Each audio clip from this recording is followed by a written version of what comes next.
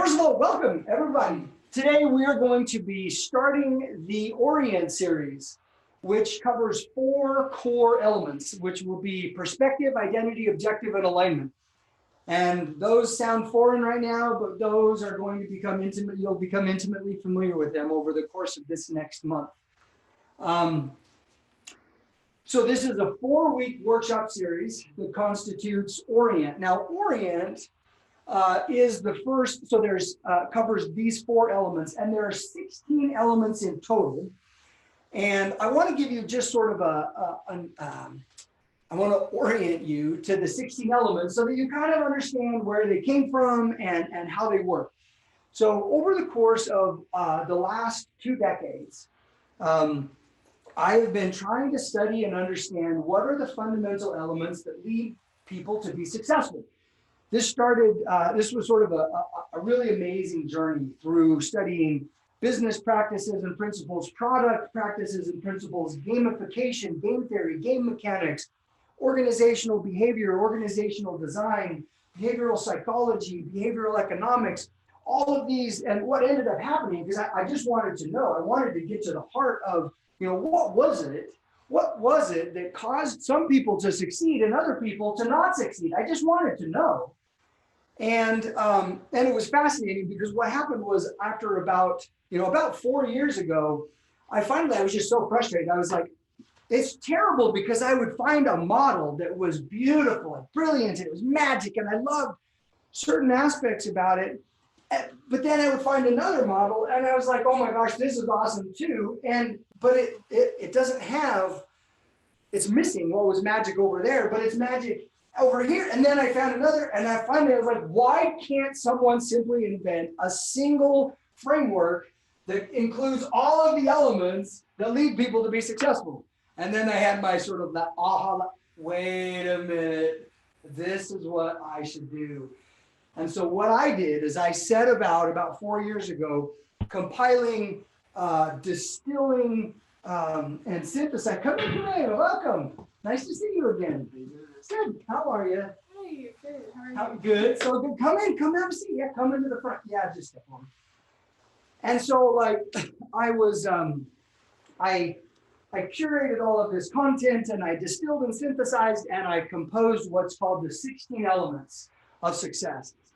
So these are the 16 fundamental elements that lead people to be successful in life, that lead organizations to succeed, that lead leaders to succeed, that lead individuals to succeed. And so then what we did is we decided to take these 16 elements and break them up into a series of workshops that follows sort of a pattern. And so we take a group of elements and we package them. And the first set is Orient, which is discovering the path. Like, what are we here for? And where are we going? And who are we? Like, it's this idea of let's get oriented in life. And then after we get oriented in life, how do we execute? How do we make it happen? How do we create a path and stick to it? And then after that, how do we empower our journey? And to make sure that we have the support to move forward. And then finally, how do we make sure that we are achieving real results so that we can sustain that long-term motivation? So this workshop series that we're just embarking on today is the Orient workshop series that we will cover. So these 2 wing systems we're building into the website, and they're all about getting support, because no matter how good we are, no matter how disciplined we are, no matter how strong our plan is, the reality is we're all going to fail, we're all going to fall, we're all going to stall, we're all going to have these times where we need to bounce back. This is inherent to life. So we might as well get good about perfecting the art and the science of the bounce back. And so we are building separate online systems where you can access the resources to help you bounce back. And then the other one is building systems that power life. And these systems are all based on these 16 elements. But the workshop series is really these 4: Orient, Execute, Empower, and Achieve. And today we're going to talk about Orient. And we're starting with probably my favorite until next week, and then that'll be my favorite, which is perspective. And perspective is all about choosing the lens that you look through when you look at your life, when you look at your past, when you look at your future, when you look at the world around you. It's the perspective that you choose that shapes the outcome of your life. It starts with perspective. And so that's why our journey today starts with perspective. So to start with, I want to just tell you a little bit about my story and how I started on this journey to kind of get here. And this workshop series is not about me, it's about you. And the only reason I share this with you is because there is a point. There is a point to this. So my story starts when I was about 2 years old. That chunky little grub right there, that was me. That's what most of my kids look like too. And I have 7 kids now, and they were all really healthy kids. And so when I was 2 years old, my biological father developed schizophrenia. And he believed that he was supposed to be the next prophet. Now, in order for him to fulfill his calling as the prophet, he had to make a sacrifice. And that sacrifice was supposed to be me. So one day, out of the blue, he comes marching up the stairs. Now, schizophrenia, have you guys ever seen A Beautiful Mind? Have you guys seen that movie, Beautiful Mind? It's an amazing and terrifying movie that is totally accurate. You know, so to him, like, he's a really good guy. but he has this disease, this disorder. Well, he came up and he grabbed me in one arm and he grabbed a knife in the other hand and he starts walking downstairs. My mom's like, "What are you doing?" And he told her, he's like, "Well, the Lord has commanded me to sacrifice my son in order to demonstrate my faithfulness so that I can fulfill my calling as the prophet." And my mom thought quickly and she said, "He's not your son." And so he's like, I don't know what he thought. I was 2. So he puts me down. He goes downstairs to receive revelation on what to do next.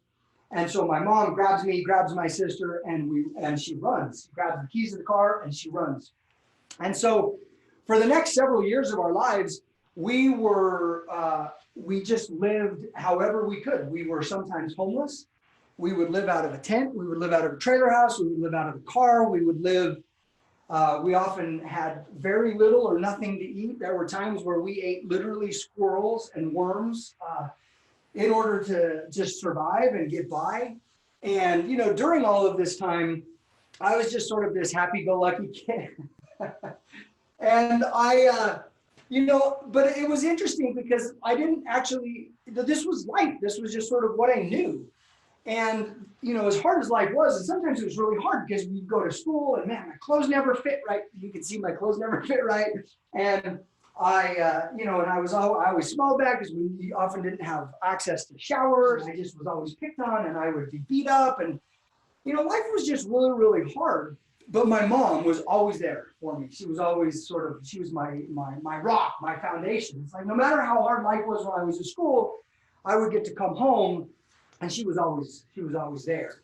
And I love my mom. She was a black belt in karate. She was a singer. She just was amazing. And we just had this incredibly close relationship. And even later when we were too poor and both of us couldn't stay with my mom, I was the one that got to stay with my mom because we just had this type of relationship. Well, finally, when I was about 11 years old, we lived in a little trailer house in Marion, Montana, and it was just sort of back in the woods of Montana. And we didn't have power, we didn't have electricity, we didn't have like fridge or water or like anything. We just lived in this little tiny trailer house. And I used to go break into, don't tell anybody, I used to go break into houses and steal food. And I would go to the grocery store and I would like steal. I swear I was being sneaky, but I know that now, like as an adult, I look back, I'm like, they totally knew what I was doing. But they let me get away with it. Anyway, my mom would often leave to go sing. This was a tiny town, Marion, Montana, with, you know, there was a population of 4 or something, I don't know, 100. And so there was no work for her there. So she would often go sing and then she would come back. And so she'd be gone for, you know, a week or so at a time. And I was just 11. And so I just lived by myself, you know, in the forest a lot of the time. And I actually loved this. This was amazing. I mean, it was incredible. I'd go catch crawdads down at the river or the lake and I'd bring them home and I'd boil them up and eat crawdads, you know, fresh crawdads and wait for my mom, you know, to come home. And she always did. Until one night, I remember she was supposed to come home, and I was sitting there in this little trailer, and I was just waiting for the sign of her headlights to come down the little gravel road that signaled she would be coming back. And I remember I was just huddled in my blanket, and I was sort of looking out the window, and I was just watching, and and they never came. So I was, terrified, like the boogeyman, the monsters outside were going to come get me. And I was scared, and I didn't know. And finally I fell asleep, and I woke up the next morning, made sure to play around the trailer because I was sure that she would come back, but she didn't. And I don't know how many days went by with me just waiting. Well, finally one day, or one night, I remember I woke up and I heard the sound of tires on gravel. And I looked outside, and it was a strange car. And this car drove up, and a guy got out that I didn't recognize. And then my mom got out of the other side, and she had a neck brace on. And what I didn't know is that she'd been in an accident. And in this accident, life had sort of dealt her this final blow. And she didn't have any way to get a hold of me to tell me I'm deterred. I'm not going to be there because we didn't have a phone. But she came in, and she just was really strangely detached, like emotionally detached. I would have expected her to be like, oh, I was so worried or something, but she just was like, pack your bags, we're leaving. So I was like, well, this is sort of what we do. So we packed all of our bags, and I remember a couple of garbage bags, and we threw them in this truck, and we drove through the night to my grandma's house. And then at my grandma's house, I remember, the next morning, she called me in and gathered us together, and she was like, and I remember it was just one of those beautiful mornings where like the sun is coming through the window, the morning sun, and it's, the dust motes are floating on the air. And I remember sitting down, and my mom sat down across from me, and she told me, I'm leaving. And my whole world just sort of ground to a stop. Because she was the one thing that didn't change in my life. She was the one constant. She was the one thing that didn't ever leave. And she had, during this time, she had been married to 3 other people. Oh, it looks like the principal is calling me. Usually a good sign. No, she's not. So and all of these times that she'd been married, these people were abusive and angry, and I used to set up traps when they would come home so I could get out of the way. And it was, and as hard as life was, like she was just always my constant. Here she was saying she was leaving, and I know she offered some sort of an explanation, but the next thing I know, she gets up and she walks out the door, and she drives away. And this was really, really hard for me, and I just sort of sat there just feeling, for the first time in my life, finally actually lost. And then I remember that night hearing my grandma and my grandpa being not so quiet in their bedroom, arguing about whether they should keep me or not. My grandpa's like, I don't want to keep him. I've already done this. And I just remember thinking, am I so broken? Am I unlovable? Is there nothing about me that anybody wants? Like, why? I blamed it all on myself. And so the next morning, my grandma comes and gets me, and she's like, hey, we're going to go on a trip. And so I'm like, okay. And she's like, grab your bag. And so I'm like, okay, ready. We go get in the car, and we drive through the night, and we go to my uncle's house. And I'd only met my uncle and his family one other time before. And it wasn't a very good experience, to be honest. But we got there, and after we sort of said hi and stuff, she brought me out onto the front porch, and she's like, I'm leaving you here. And I just couldn't believe it. I just sort of thought, why would, why and how and what am I going to do? And I don't know these people. And then all of these thoughts started, like, I am not worthy. No one loves me. No one wants me. Nobody, and this was just a really, really dark and sad time. And I remember I learned about the family that brought me in was a religious family. They taught me about the gospel. They taught me about prayer. They taught me about God. They told me that if I prayed, and if I prayed with faith and with real intent, he would answer my prayers. And so every night, every day, I would put on my brave face, and I would just be like, I could do this. I'm fine. I'm 12 years old. I'm a man. But then every night, I would go to bed, and I would wait till everyone was asleep, and then I would just sob into my pillow, and I would plead for Heavenly Father to bring me back my mom. And I did this for months, and he never did. And instead, he gave me something different. He gave me something better. He gave me something that was more reliable than even my mom. And he gave me the realization of a few core things that I want to teach you about. The first thing that I started to realize was that I had a choice, that I was not a victim. I realized that I could choose to either face my past and be consumed by anger and regret and pity and self-loathing and all of these things, or I could choose not to. Now, it's real easy in your life to look at your past and be sucked into the gravitational pull of your past because that's what you know. Like, that's been your life. That's your everything. And so it's really easy to just sort of identify with that history, with that past, and think that your future is ultimately the inevitable outcome of that past. But it's not. You get to choose. And it may be the outcome, it may be the thing that you continue, but if so, it's because you chose that. The first thing I realized was that I have a choice. I learned about agency and I learned that this is my choice. When I started to understand agency, I realized that, wait a minute, I can choose things? I don't have to be subjected to, I can choose. I realized that I got to choose what I believed about myself. I got to choose what I believed about my future. And most importantly, I got to choose the lens that I looked through when I reflected on my past. We all have this. We all have this lens that we look through. We all have these glasses that we put on by which we sort of look at our lives, our past, our future, ourselves, our surroundings, whatever it is. And this creates an interpretation. It's a narrative. And we all have this. We all have this story that goes on in our minds. This story, like we will see something and we will manufacture a story because this is how our brains work. We will manufacture a story to make sense of it. Now, sometimes that story is terribly inaccurate. Now, the interesting thing is we get to choose the lens we look through because the lens we look through changes the story, changes the narrative. And so that's what we want to focus on today, is to really understand how we get to choose the story we tell ourselves. We get to choose that story that goes on in our minds. This story just happens. It's a narrative that plays in the background. And the story that we tell ourselves most often is the story that's most likely to come true. And so we need to take control of that narrative. We need to take control of that story.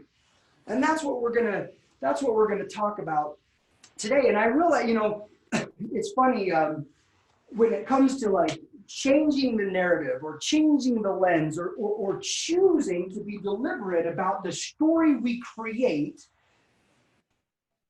that is designed to make sense of the things around us. It's interesting. So, Daniel or David and Goliath. I don't know if you guys remember the story of David and Goliath. I mean, it's not a very common story in the Bible, so it's hard to remember. So David and Goliath, right? So little David, we usually start this story about David going up and he's bringing food to the army of the Israelites and he sees the Philistine warrior Goliath and what happens? But the story starts chapters before that when little David is in the field and he's herding his sheep and he's monitoring the flock and he gets attacked by a bear.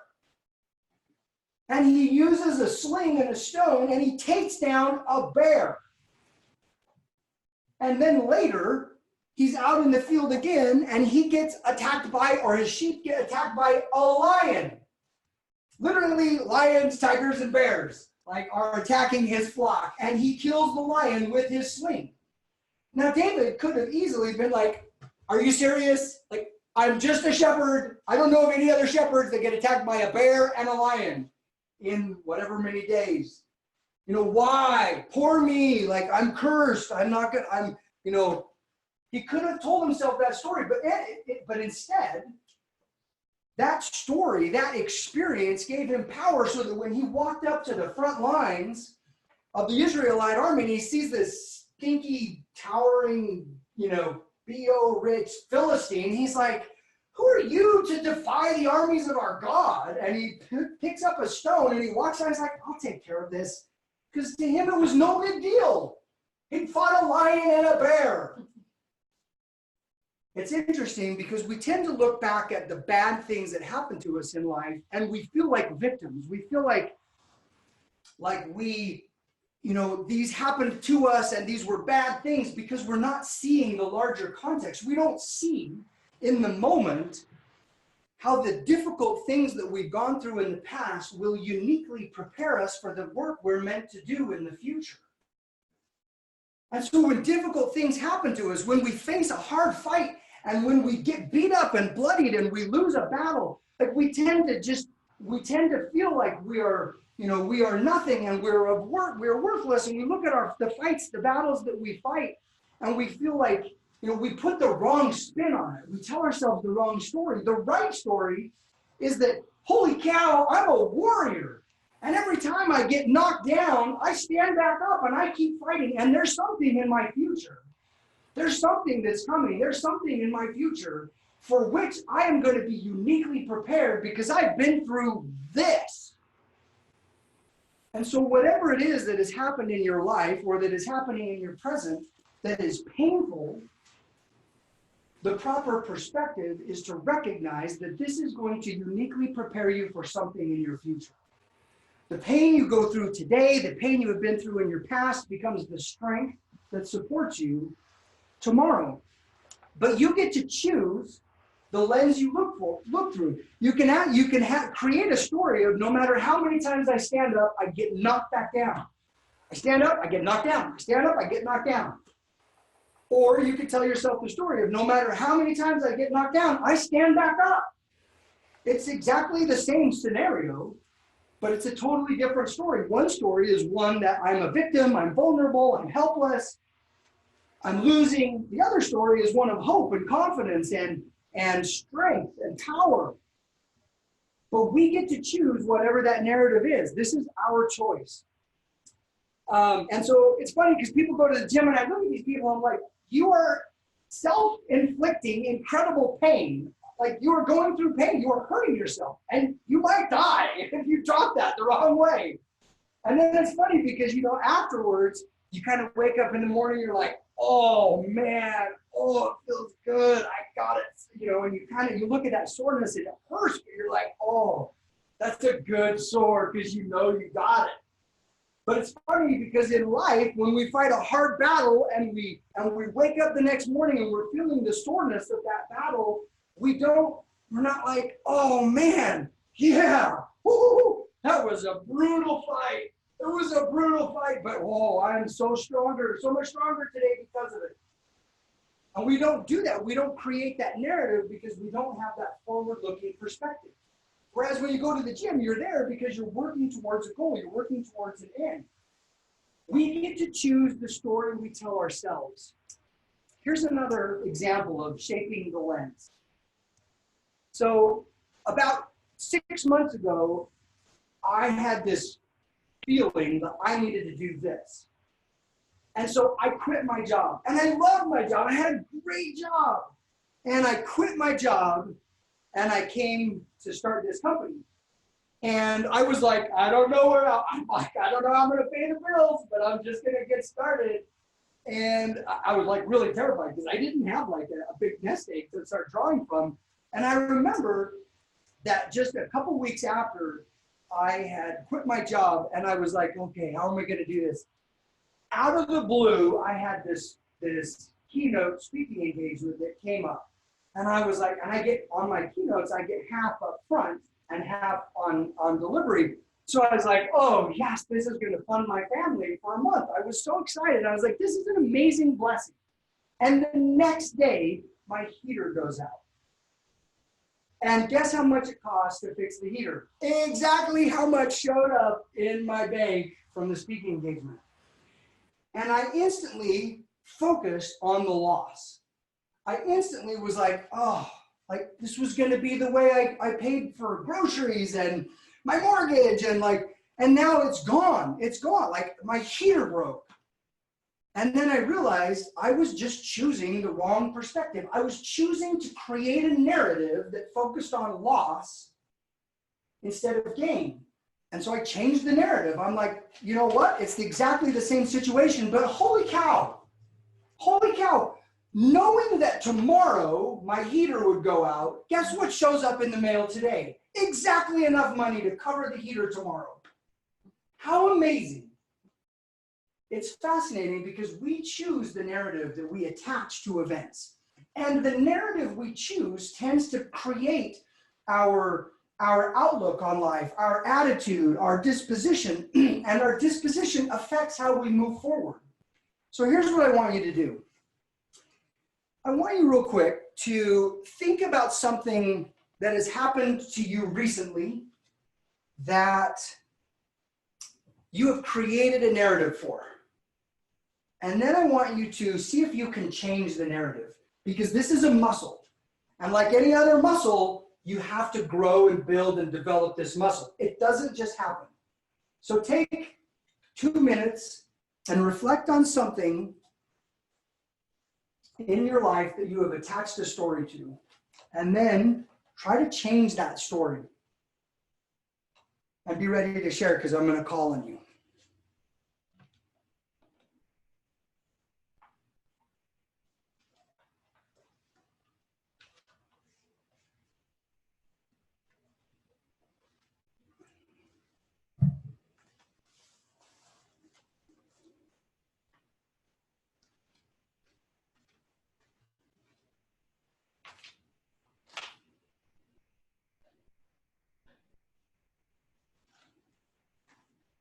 So Aiden seems like he's got it down. Aiden's like, I got this. This is no problem. Can you share with us, Aiden, your example?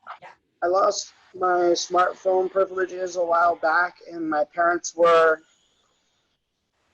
lenient, and I had youth conference over the weekend, and they were able to entrust me with them for the weekend, and instead of,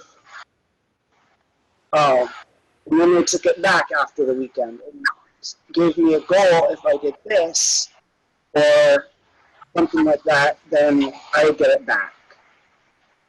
And I chose to take it and learn from it and know that my parents love me, and yeah. Excellent.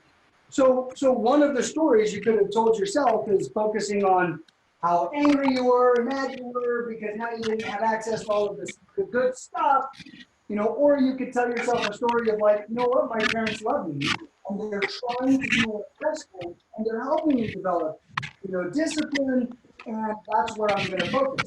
So this is under the element of perspective. This is focus, like where you choose to focus. That's a good story. Anybody else? Who else? Anybody else want to share? Yes, please, Nate. And then Aiden, can you go back on mute? We're getting the background. Okay, go ahead, Nate.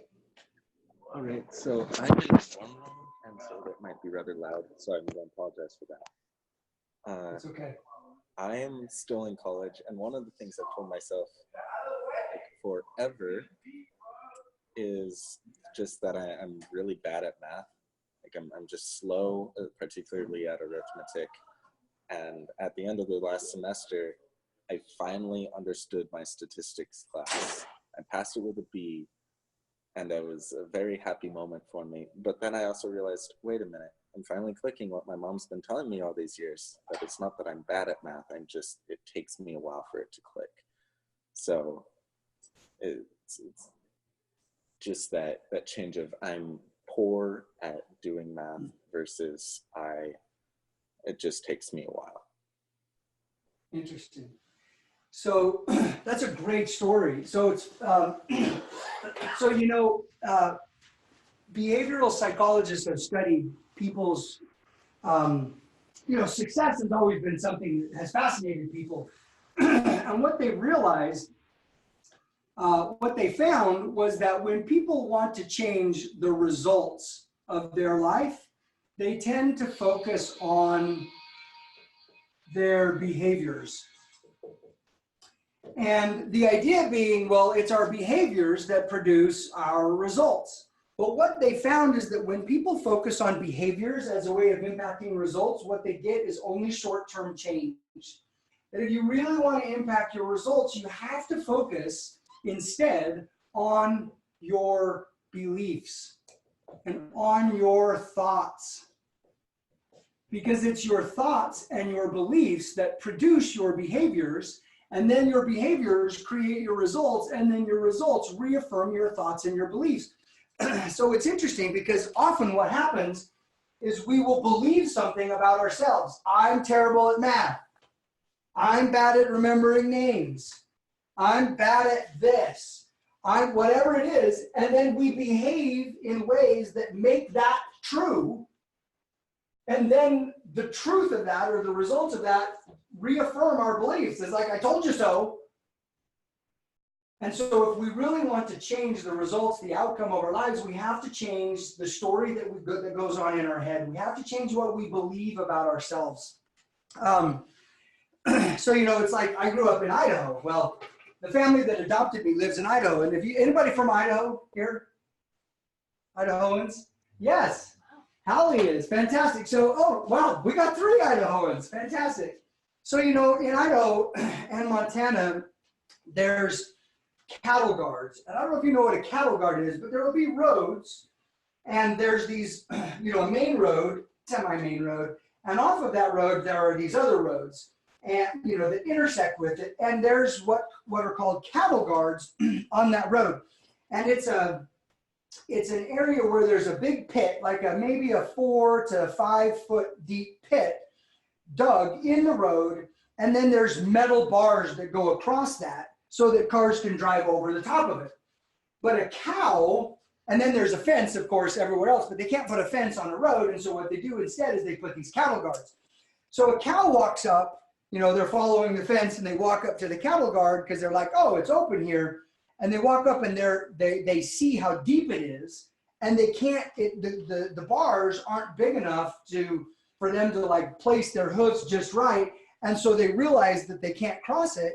And so they don't try. Well, over enough time, when a cattle has grazed in an area enough, you actually can just paint those bars on the road, and a cow will walk up to those bars and they'll be like, oh, I've seen that before, I can't do that. And so then they walk away. Because it's what behavioral psychologists call learned helplessness. How many of you have seen the movie, Greatest Showman? Anybody seen Greatest Showman? Greatest show in the world, love Greatest Showman. You seen it? Yes. So the story ends, right, with them realizing that we don't need a building, because they're building up and down. We don't need a building. We just need a tent. And so they move. So Barnum moves his circus to a tent. And so they have these huge canvas tents where they have these circuses. and they had this dilemma where they were like, you know what, the problem is these tents are brilliant because they're portable, we can take them down, we can move them, they're inexpensive. The problem is that when it rains, the canvas gets drenched, and then the tents get really, really, really heavy, and they tend to collapse, or it drips on all of the people inside, and it turns out people don't like that. So they're like, well, what do we do? How can we make this canvas waterproof? So they're like, well, what repels water? And somebody had the idea that kerosene will repel water. So we should soak our canvas tents in kerosene, because that makes sense. And so that's what they did. They took all their canvas and they soaked them in these huge vats of kerosene. And then they put the tents back up. And guess what happened when it rained? All the water just slopped right off. Well, but now you have this canvas tent soaked with kerosene. Well, I don't know if you know this, but what they used to do, they might still do this today, but the way they would train these elephants, for the circus, is they go out into the wild and they capture these elephants when they're really, really little. And they would tie a chain around the elephant's ankle and tie the chain to a metal post, and they would drive that metal post deep into the ground. And then they would leave, And the little elephant would be like, I'm free, because no one's around. And so they would tug and they would tug and they would yank and they can't get away. And they would do that until their leg is bloody and it hurts to pull away. And so they stop trying to pull away. Well, as soon as they stop trying, the trainer comes out and they replace the metal shackle with a rope, a thick rope, and they tie that rope to, instead of a metal post, they tie it to a wooden post, and then they drive it down into the ground. So the elephant looks down and they're like, oh, something has changed. And so they struggle, but they don't pull nearly as hard because their ankle is bloody and sore. And so they try, and then they're like, I still am stuck. Well, they reduce the size of the rope, they reduce the size of the peg, until finally a fully trained elephant, you just walk up and you tie a rope around their ankle and you set it on the ground, and they're like, can't move. And so in the early, I think it was 1950s, there was a big circus fire in Germany, I think it was, in a Barnum Bailey circus tent. And one of these big kerosene tents caught on fire, and everybody got out all right, even all the animals, except for 6 fully trained elephants who just had a rope tied around their ankle. And the entire tent burned down around them and killed those 6 fully trained elephants. Now it's interesting because we have these in our lives. We manufacture these identities, these perspectives about what we can do and what we can't do. And these become these self-imposed limitations. And it's not that we're actually stuck, but it's that we have tried and then we failed and then we have stopped trying. And it's called learned helplessness. And there are probably categories like this in your life, things that you suffer from, things that you fail to accomplish because you believe that you cannot. And this is a perspective. So take a second and see if you can outline 1 or 2 beliefs about yourself, perspectives about yourself or your past that are self-limiting beliefs that are holding you back. See if you can identify 2 or 3 of those things.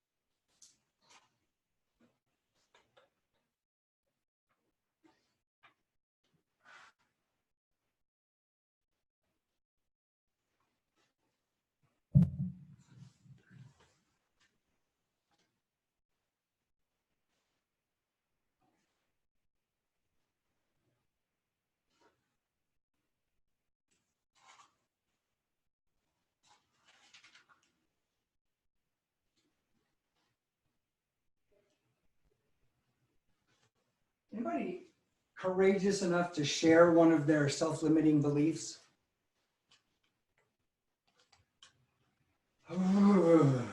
So scary.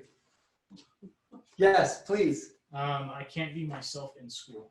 Ooh, I can't be myself in school. Stop it. Stop it. So how did that come to be? Just kind of just seeing myself as like I would never be able to like be as happy as I was outside, and I couldn't I just felt like I couldn't decide that I was just going to be as happy as I was when I was at home, and I couldn't I felt like, man, it's so hard for me to make these friends because I can't be like myself. I can't be who I want to be because I don't know, people don't like that or something like that. And that used to be it used to be like that, but now it's just more of I just simply can't be myself. It's not that I can't find friends, and it's not that I can't enjoy myself. It's just that I can't be myself. And so you've created a story that holds you back from letting the light and the magic that is you, from letting that out. And so that story is holding you back so that people never really get to see the real you, that magic. We're going to talk about this in depth. And so I want to come back to this story, if that's okay. When we go to identity, which is what we cover next week. So next week, we're going to take the muscle we have built around perspective or changing the lens we look through, and we're going to shine or use that lens to look at our identity. So we're going to come back to that one because that's a beautiful illustration that we're going to eliminate from your life, okay? Who else wants to share one of your self-limiting beliefs? Don't worry, we all have them. We all have them. Oh. Who will share? Go ahead, Aiden. Yeah, you want to share, please?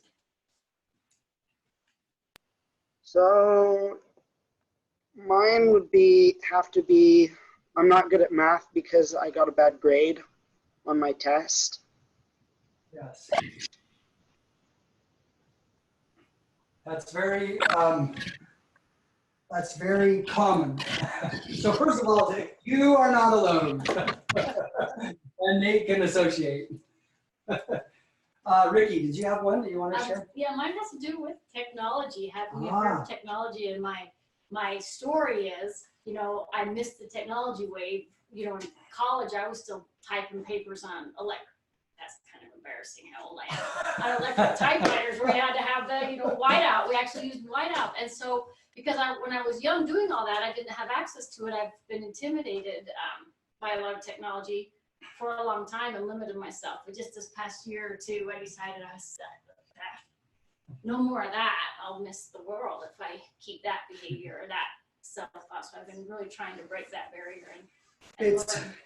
It's interesting because a belief like that, I can't be myself at school, I'm bad at math, I missed the technology wave. You then now avoid the very behaviors that would create results to change your belief. You avoid technology, you avoid being yourself, so you don't ever have the experiences where you're like, oh my gosh, I was absolutely me and they loved me. And so now my perspective changes. So what happens is we create behaviors around our thoughts and beliefs, and those behaviors simply reaffirm our beliefs. It's what's called a self-fulfilling prophecy. We create a story about ourselves, about our past, about our future, about our lives, about what we can do, what we can't do. And because we believe it, it comes true. And so our job is to inventory our beliefs so that we can diagnose the ones that are self-limiting, self-inhibiting, and we can change the narrative and change our behaviors. We're going to come back to that and do that. Anybody else have a story of them changing the lens?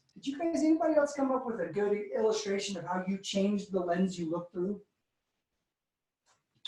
This is one of the hardest muscles to build because in the moment, you are absolutely certain the narrative you have created is the only narrative. It's the only explanation.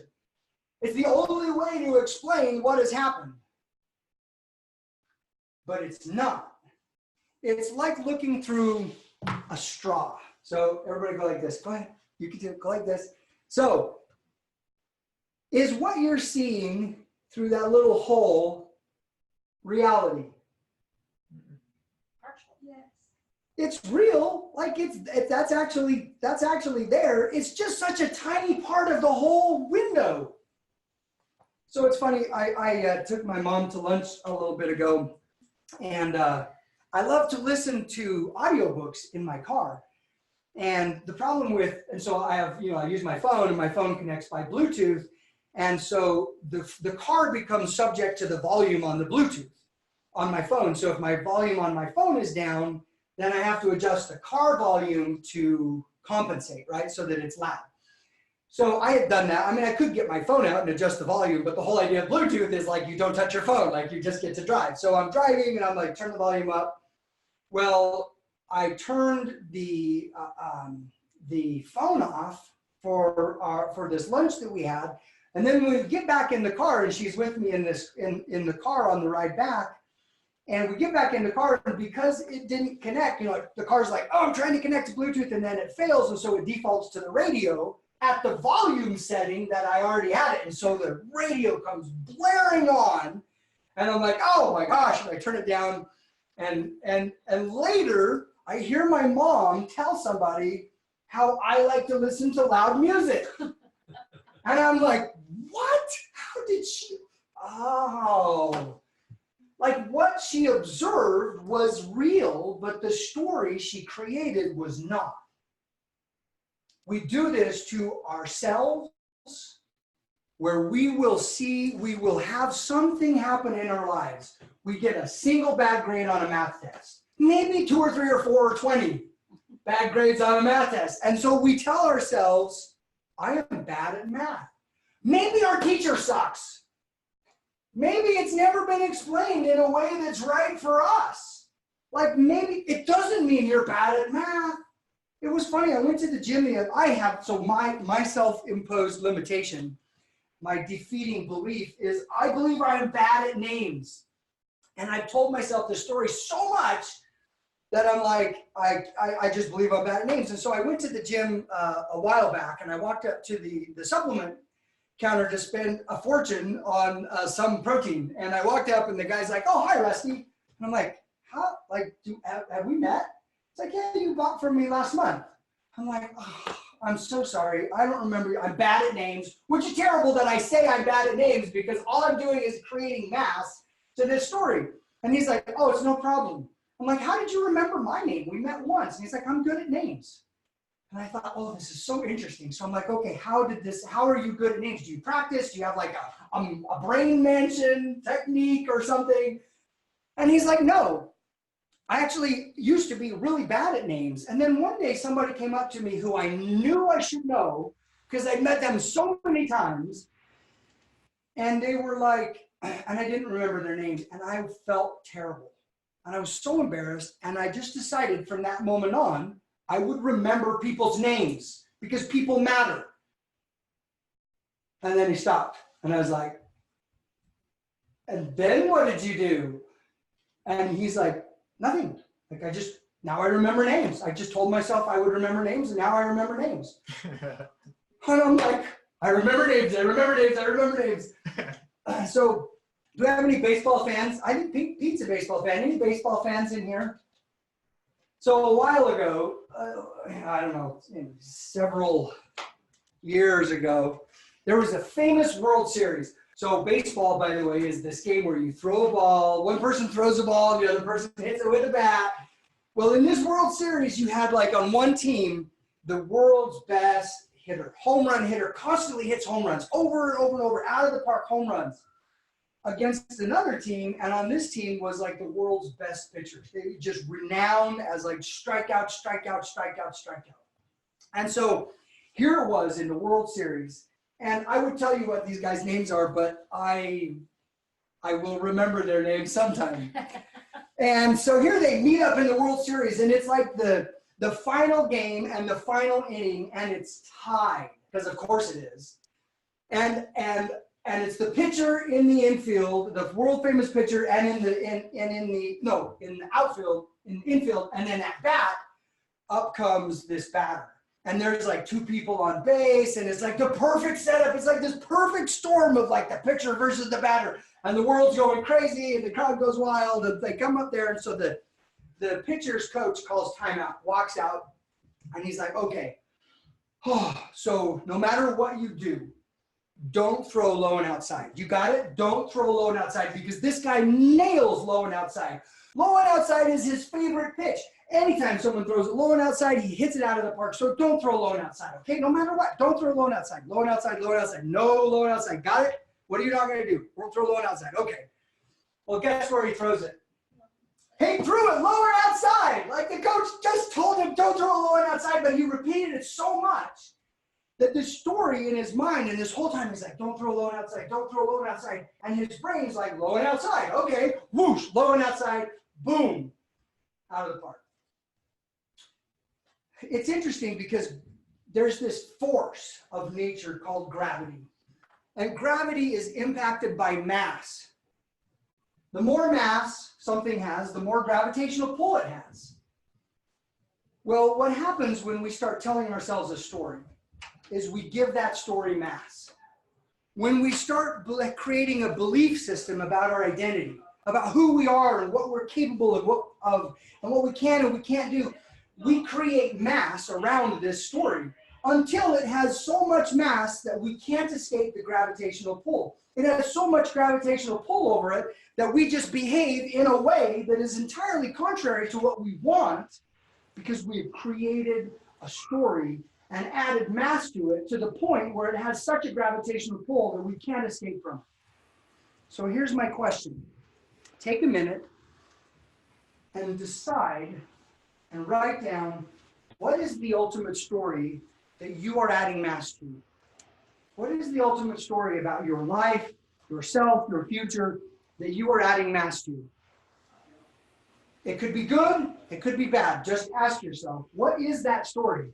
Learning to be cognizant of that story is incredibly important. What is the story you tell yourself that you add the most mass to?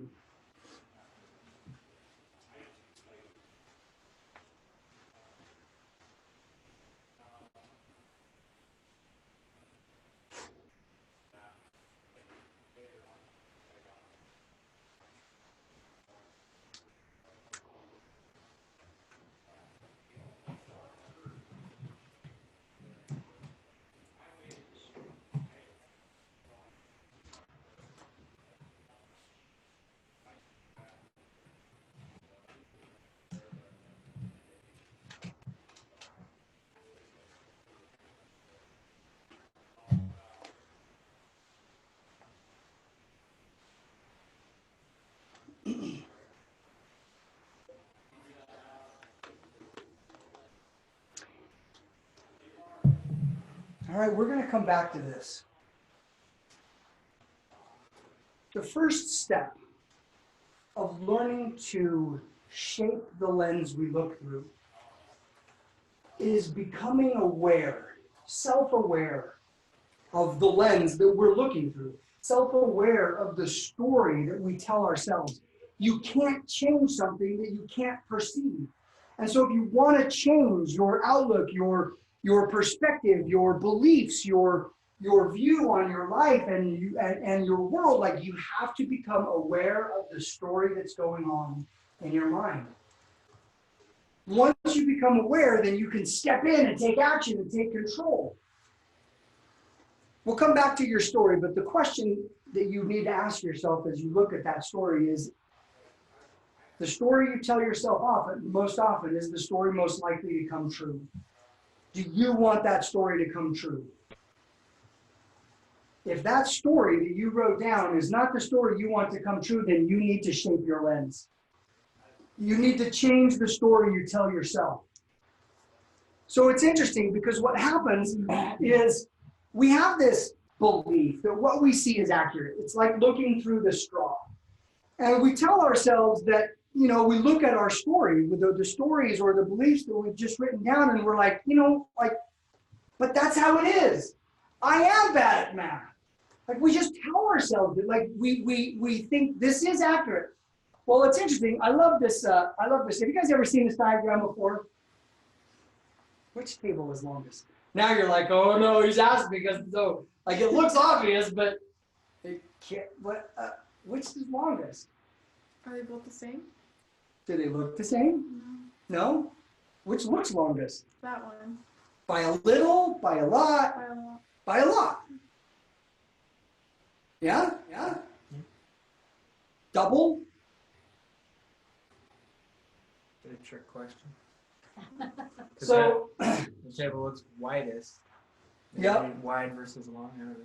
So I have seen this so many times. I built this deck, and it still blows my mind. So here's what I did. To help illustrate, I took and created a drawing, an object in PowerPoint, and I just created this. And then I duplicated it and moved it over, and then rotate and rotate and rotate. It's exactly the same length. You want to see that again? Because I got to see it. This is amazing. Okay, check this out. There's the tables, and you are absolutely certain I am bad at math. I can't be myself at school. I'm never going to remember names. And you're absolutely certain this represents the truth. Like, there's no other explanation. But then you all of a sudden start to measure how accurate your perception is, and it turns out it kind of sucks. It's kind of sad because our perception, our ability to create the right story out of a limited data set, it kind of sucks. And learning that our perceptions are often inaccurate is the first step. Like, we have to realize, because no matter how much I try to teach you to take control of your perceptions, until you go out and you start to realize that I'm probably wrong. I have a perception, I create a judgment, my son listens to loud music. Like, until you start to realize that most likely my perception is wrong because it's formed off of an inaccurate or insignificant amount of data. It's hard to tell or to take control of the narrative, or to be careful about the narrative we create, until we start to recognize how bad we are at this. So here's another really good example. What do you see? Sean, what do you see? A woman in a fur coat. A woman in a fur coat, a young woman in a fur coat. Yeah. Okay. David, what do you see? I see the same thing. I'm trying to see the other. Yeah. So there's a young woman in a fur coat and there's an old woman. Can you see it? What do you see? I see both. You see both. So let me Now I point see it out so that you can. the old one. Now you see both. Okay. So the young woman, here's her hair. This is like something that goes over her hair, whatever, a shawl. So I don't know. Whatever. Here's her fur coat. Here's her necklace. Here's her chin, her ear, her eye and nose. That's the young woman. Now the old woman, here's the nose, here's the mouth, here's the chin, here's the fur coat, here's her shawl, and here's her hair. Do you see both now? So it's really interesting, because what happens is once you have seen one, it's really hard to see the other. Once you've seen one, it's really hard to see the other. And the reason why this is important is because once we've told ourselves a story and we've created masks to that story, it's really, really, really hard to see a different narrative, to see outside that story. It takes daily work. And so when I tell you, if you guys want to change your future, step one is to change the way you see yourself, to change the way you see your past, to change the way you think and feel and believe, to change your outlook and your attitude. Like, until you fix that, nothing else will change. You can understand and nod your head and believe, but until you build the muscle, nothing will change. It takes daily effort to learn to be aware of the narrative, of the lens you're looking through, and then to act deliberately to change it. But I'm just telling you, this will be one of the most important things you will ever do in your life. Because we judge other people, and we create a story around them, and we add mass to that story. And then they become beholden to the story we have created about them. We do this to our spouses, we do this to our friends, we do this to our kids, we do this to our neighbors, we do this to each other, ourselves. We just do this. Being aware, we have to be careful about the story we create and the story we add mass to. Here's another one. Which do you see? What do you see? What do you see? I see both of them. You do see both? Very good. Right away? Yeah. Do you see both? Not yet. What do you see? Young woman. A young woman? So here's a guy with a big nose playing a trombone thing, or Bob trumpet. I don't know what is it in? Bassoon, saxophone. Yeah. So once you have seen one, it's really hard to unsee it to see the other one. This is what's called cognitive conditioning. And so the first step of taking control of our lives is conditioning our brain to be aware of the lens we're looking through and to shape that lens. Because the thing that we have to remember is the story you tell yourself most often, whether it's about yourself or whether it's about someone else, is the story most likely to come true. The story you tell yourself most often is the story that's most likely to come true. This is incredibly important. It's called the self-fulfilling prophecy. This is why or how the self-fulfilling prophecy is. And what happens is there's a part of our brain called the RAS, it's the reticular activating system. Now, the reticular activating system is this governor in our brain that governs our attention. Have you ever like learned a new word and then all of a sudden it's like everybody's using that word? That's the reticular activating system. So your reticular activating system, or like you start shopping for a new car and now everybody you know, like you see that car all over the place. It's how you can stand in the middle of a crowded room and have a conversation with one person, and you can be focused on, and all of these other people are talking, but you can have a conversation because your reticular activating system tunes out all these other voices until someone next to you uses your name, and then instantly the RAS lets that through and you're like, what was that? And you turn around. Well, our reticular activating system is this part of our brain that governs our awareness. And so it's the things that we believe. It's the things that we, it's the story that we tell. It's our beliefs that create the triggers for the reticular activating system. And so we have things called assimilation bias and confirmation bias, which is when we have a belief, we will take new information and we will assimilate it, tell a story about it in a way that confirms our belief. Even more, we will actually go look for things that confirm that belief.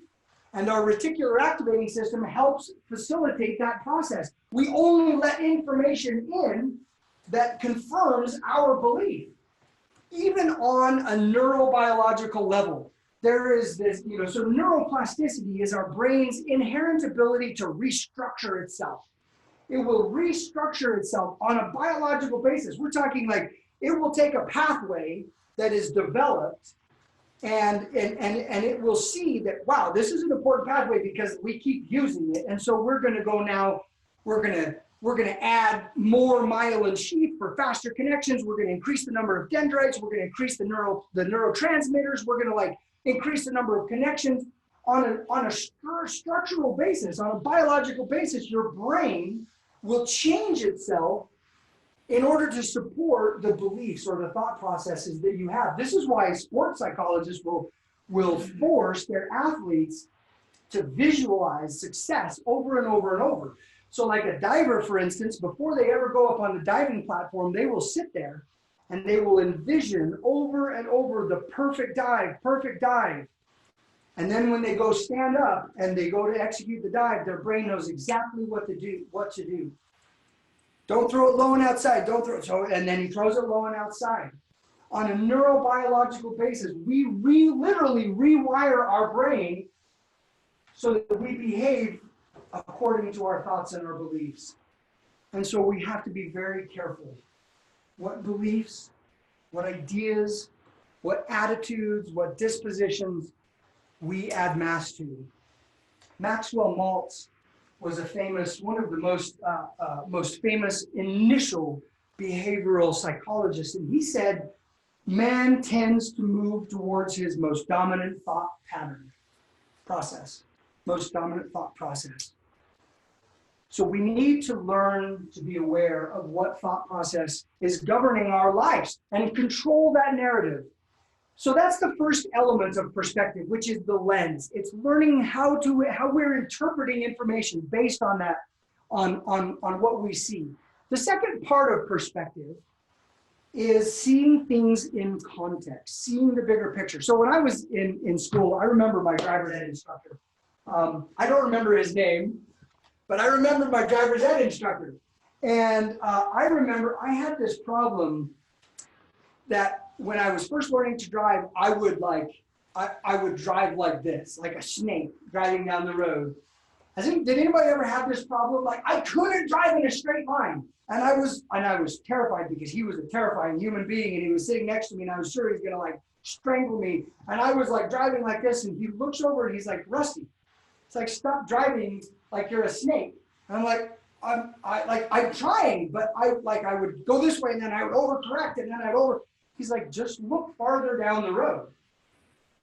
So I'm like, okay. So I look up and I look farther down the road and all of a sudden I'm just driving to that point and I'm driving in a straight line. And that has always stuck with me because it's interesting. our lives develop wobble.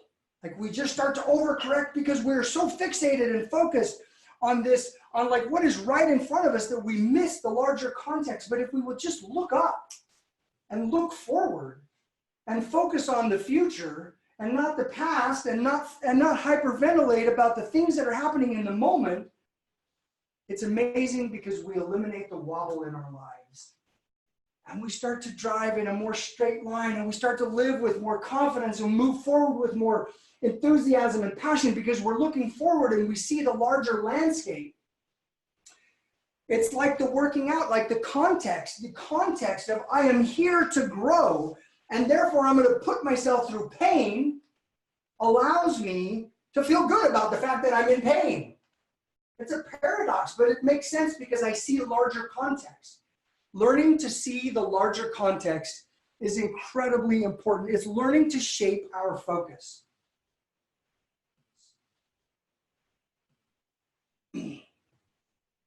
Okay, so the last element, which we've already talked about, is the beliefs. We brought this up because it was a perfect time with what we had talked about.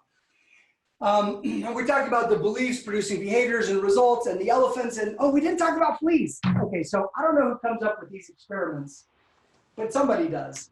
This is a long time ago. They put fleas in a box. Has anybody heard this experiment that they did? They put fleas in a box. Some they've redone it. Some people put it in jars, some people put it in a box. Well, it turns out if you put fleas in a box, you can hear the tap, tap, tap, tap, tap as these fleas try to hop out of a box. And it's disgusting, and I don't know who comes up with this, but they do. So these fleas are trying to jump out of the box. Well, after a while, the sound stops. And at that point in time, you can actually open the lid on the box and the fleas will not jump out because they have learned that they can't. And so many of us are living our lives in a box because we believe that we can't do something. But the lid is off. The context has changed. The surrounding has changed. The circumstances of our life are different, and we might have tried this 100 times in the past and failed, but we're a different person today than we were before. And tomorrow we'll be a different person again. And so we can't let the limitations or the failures of our past stop our progress in the future. Have you guys ever seen this experiment of the candle and the book of matches and the box of thumbtacks? Yeah, David has.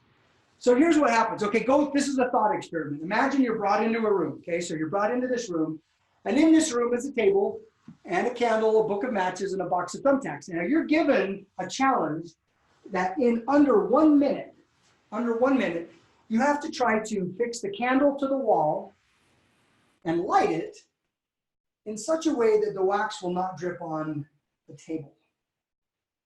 And you have 1 minute.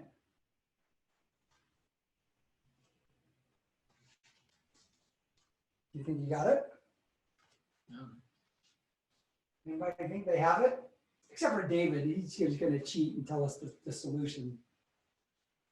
So the first thing that people do is they take the thumbtacks and they try to drive it straight through the candle. But the thumbtacks aren't long enough. It doesn't work. So then they're like, oh, that just took 10 seconds, 20 seconds. So then they try to go through at an angle through the back of the candle. And that doesn't work. The candle just crumbles. So now they're panicking because they're like, oh, performance pressure. It's under 1 minute. And then 30 seconds are gone by. Usually the next step is people will light several matches, and they will heat one side of the candle to melt the wax. And then they'll put that melted side up against the wall and blow on it, try to cool it off, but it's not adhesive enough. The actual solution is you take the box of thumbtacks and you dump out the thumbtacks. And then you thumbtack the box to the wall, put the candle in the box, and you light the candle. But it's interesting because we don't tend to look at the box as a part of the solution. We just see the box. It's just a container for the thumbtacks. It's what's called functional fixedness. Functional fixedness is this problem that we have where we tend to only perceive the value of something. We project the future value of something based on its past value. We do this to our spouses. We do this to our siblings. We do this to our parents. We do this to ourselves. we have functional fixedness. We tend to limit our perspective of what is possible based on our past. And it's a self-inhibiting belief.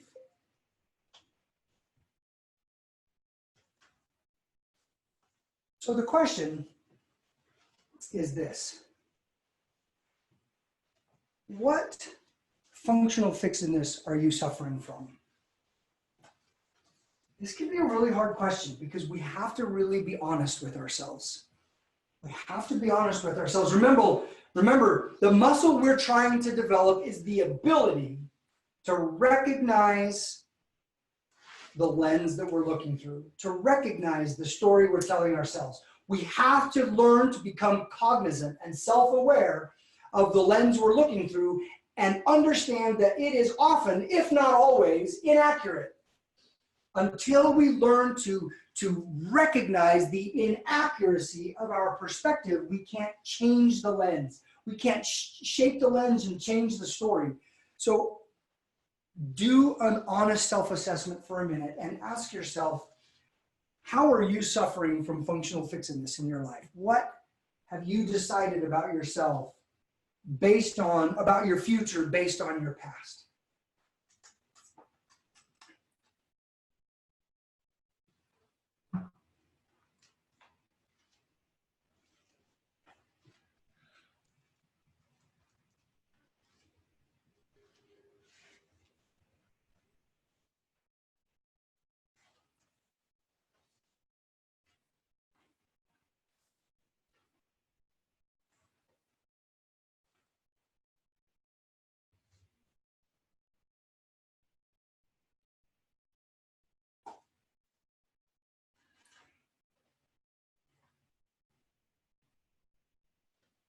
Anybody willing to share?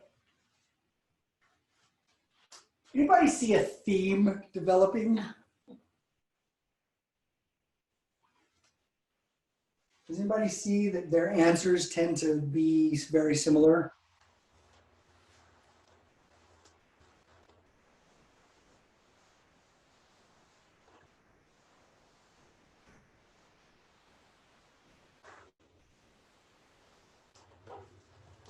Okay. So, yes, we have homework.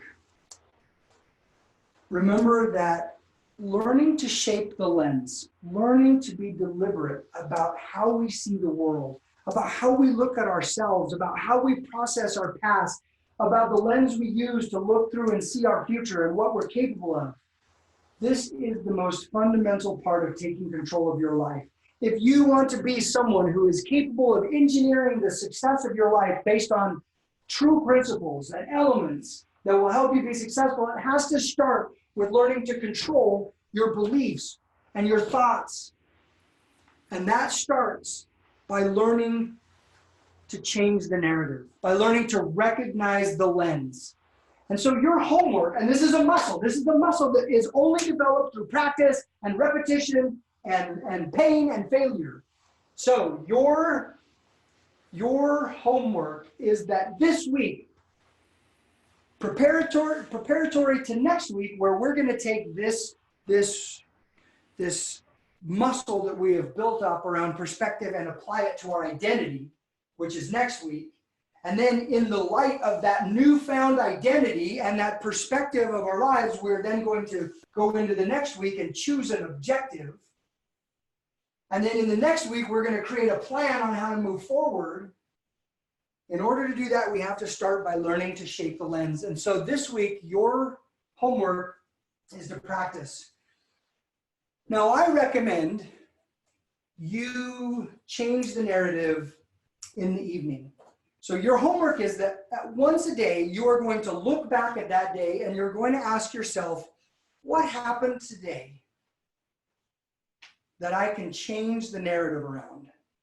I like this in the evening because here's what happens. I don't know if how well you understand the science of sleep, but how sleep happens is when you first go to sleep, your brain goes through this rapid eye movement. And this is when your brain is processing all of the stuff that happened during the day. And then you go into what's called consolidation. And during this consolidation, your brain is prioritizing. It's like, what matters? What was important? And then it transfers from consolidation, it transfers that information into long-term memory. And then you go into deep sleep, which is your restorative sleep, where your brain just goes and shuts down. And then after a little bit of deep sleep, you go back through that cycle. Well, it's fascinating because during this process of consolidation and transfer to long-term memory, your brain looks for what's called cognitive markers. It's trying to figure out what's important. And the strongest cognitive marker is our emotion. And so we tend to have a stronger cognitive marker around a negative emotion than a positive emotion. And this is why after people become 50, 60, 70, 80, whatever, and they look back, it's so easy to remember, or even today we look back and it's so easy to remember how hard things were. Because when we sleep, we have these cognitive markers of these negative emotional experiences of our day, and that's what we store. One of the beautiful outcomes of this exercise, which is what I call your nightly look back. In the nightly look back, you look back at the day and you say, what was the most negative thing that happened today? And how can I change the narrative? Because when you change that narrative, and you keep doing that day after day and week after week and year after year, you look back and you just remember the good things of your life. And you generate this positive outlook, which helps shape your perspective and the lens you look through for the future. So I like to do this in the night, but you can do it whenever. The real goal is that you have to start practicing changing the narrative. And this is going to be a little bit clumsy and a little bit like manual up front. But over time, with practice, you will start to just instantly be aware of, like, that's a negative narrative. I'm choosing that narrative, and I don't have to. I can change it. And then you will, and you just build this muscle. The next is to help yourself see the bigger context. Now, I like to do this in the morning. So for me, my daily routine includes, not limited to, but includes the nightly look back and the morning context. So what I do in this context is where I force myself to see the bigger picture of my life. And when I force, and we'll go into this in more detail as we get into the other elements, but when you do that, when you wake up in the morning and you force yourself to look at the bigger context, it helps you create the right priorities. It helps you invest in the right things as you go forward, in your day. It helps you create a plan that properly prioritizes the things that matter most, the things that you find the most meaningful. Like, so it's this daily sort of refresh of like, I am going to force myself to see the bigger landscape. It's an incredibly healthy thing that you can do to shape the lens. Finally, and this one is harder, and this is the one that I'm actually I will ask about the other ones, but this is the one I really want you to do. Now listen, guys, you can go and not do any of this. Like, no one's gonna hunt you down and be like, did you do this? But I'm just telling you, if you take the time and you do this work, this is what taking control of our life is all about. Like, you have to build this muscle. We invest in a lot of things, but we tend to not invest in the things that matter most, like the success of our life. So do this. Take some time and create an inventory of your beliefs. These are the things I believe about myself. These are the things I believe about my past. And these are the things I believe about my future. Do a belief inventory. What we're trying to do is build the muscle where we become aware of the beliefs that govern our behaviors, of the lens that we're looking through that changes the way we act. So do a belief inventory. Okay, that's your homework. And then next week, we're going to apply some of this muscle to our identity and figuring out who we really are. So that we can then figure out, well, where are we, based on that, where are we meant to go? What is our mission? So are there any questions before we break? We have 1 minute. We have a few more minutes, actually. We can go a little bit longer. Any questions that anybody has?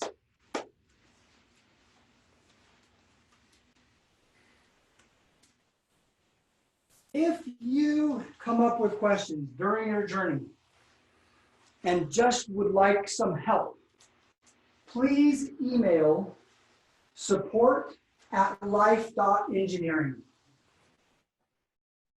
We're here to facilitate this journey to help you get oriented in life. But are there any questions?